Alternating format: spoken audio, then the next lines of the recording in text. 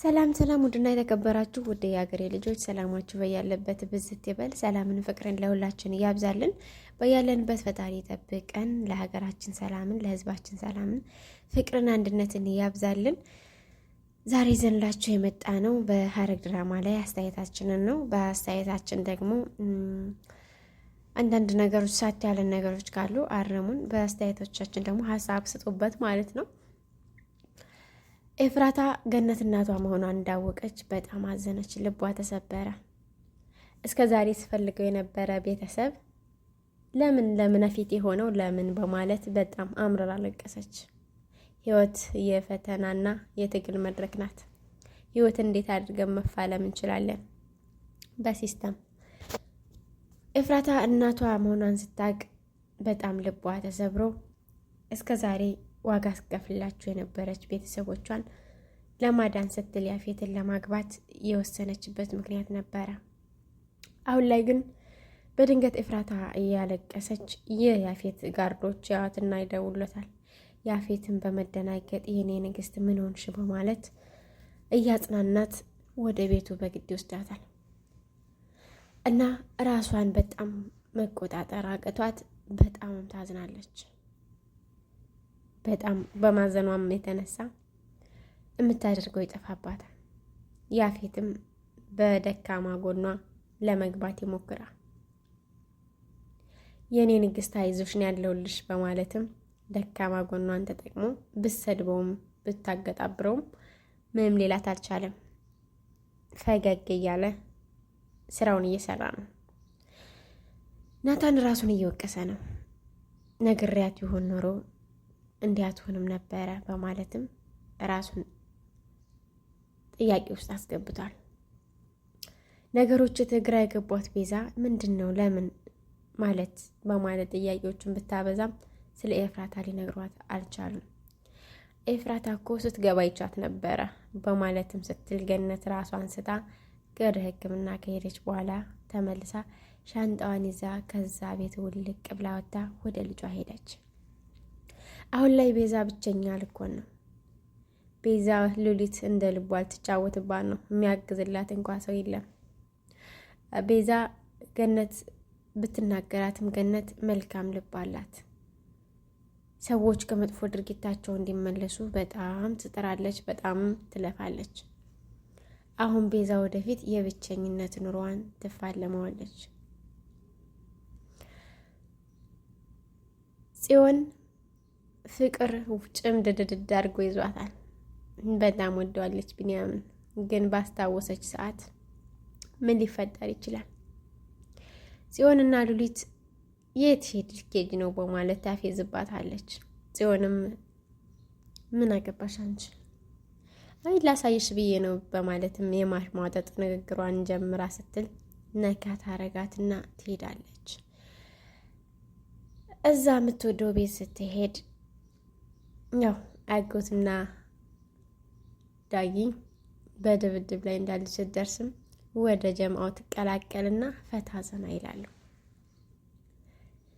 ያፌት ገነትና ናታን በተጨነቁበት ሲደወል ምን ፈለክ? የኔ ንግስት አሁን እኔ ጋር ናት፣ እናንተ ለምንም አታስፈልጓት በማለት ተጨማሪ ስብራትን ይሰጣቸዋል። ኤፍራታም ራሷን በውሃ ትነግራለች። አንዳንዴ ጭንቀት ሲበዛ ራሳችንን የሚያረጋጋን ነገር እንፈልጋለን።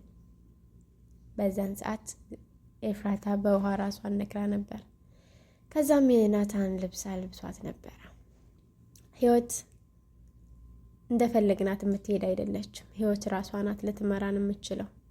ብዙዎቻችን ህይወትን ለመምራት እንታገላለን። ነገር ግን እየተጻፈልንን ነው የምንኖረው።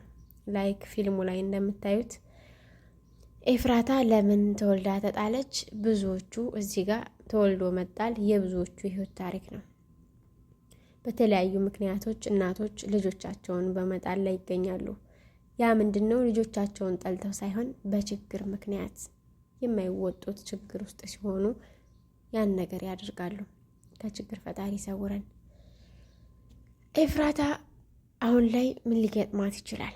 ሔዋን ራሷን አሳልፋ ለመስጠት ዝግጅት ላይ ናት። ያፌት ሔዋን እንድትታገት ቢያዝባትም ሔዋን ግን የፈለገው ይምጣ እዛ ሴቶች ጋር ተደባልቄ ያፌትን እጋፈጠዋለሁ ብላ ለሚወዳት ፍቅረኛዋ ትነግረዋለች። እሱም አይዞሽ የኔ ንግስት ትወጫዋለሽ፣ አተማመንብሻለሁ ይላታል።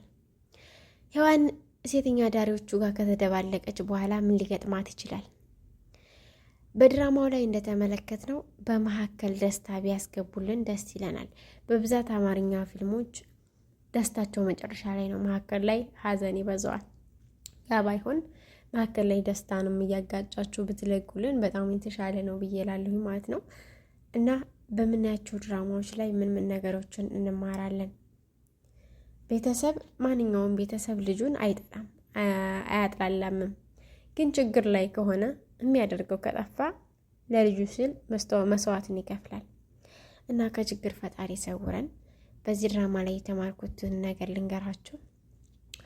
አንደኛ ህይወት ከባድ እንደሆነች እና ህይወትን እኛ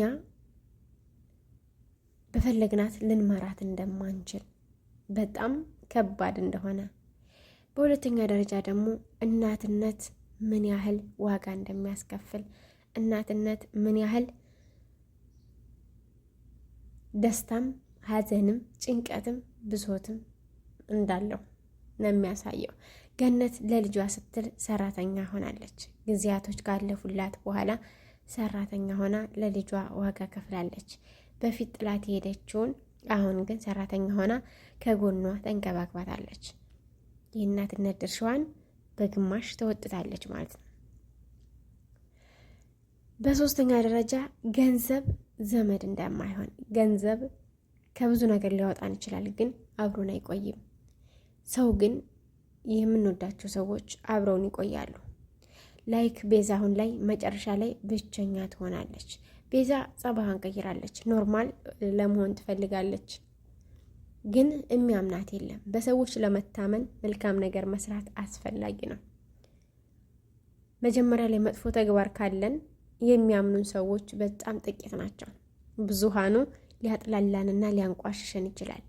ላይክ ግን መደረግ ያለበት በምንሰራቸው ስራዎች ሰዎች እንዴት መቅረብ እንዳለብን፣ ከሰዎች ጋር የሚታየው የኛ ገጸ ባህሪ ምንድን ነው። በአራተኛ ደረጃ ላይ ፍቅር ሁሉን ነገር ማድረግ እንደሚችል፣ ፍቅር መስዋዕትነት እንደሚያስከፍል፣ ፍቅር ኃያል እንደሆነ፣ ለፍቅር ብዙ ፈተናዎችን መፈተን እንዳለ የሚያሳይ ነው። እና በዚህ ድራማ ላይ የተማራችሁትን ሀሳብ አስተያየት ኮሜንት አድርጉልን። ላይክ፣ ሰብስክራይብ፣ ኮሜንት ማድረጋችሁን እንዳትረሱ።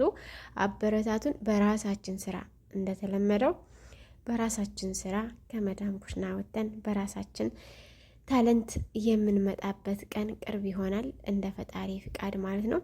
ግን እስከዛው ወደ ቴንጌ ገፋፉን ማለት ነው፣ አስገቡን።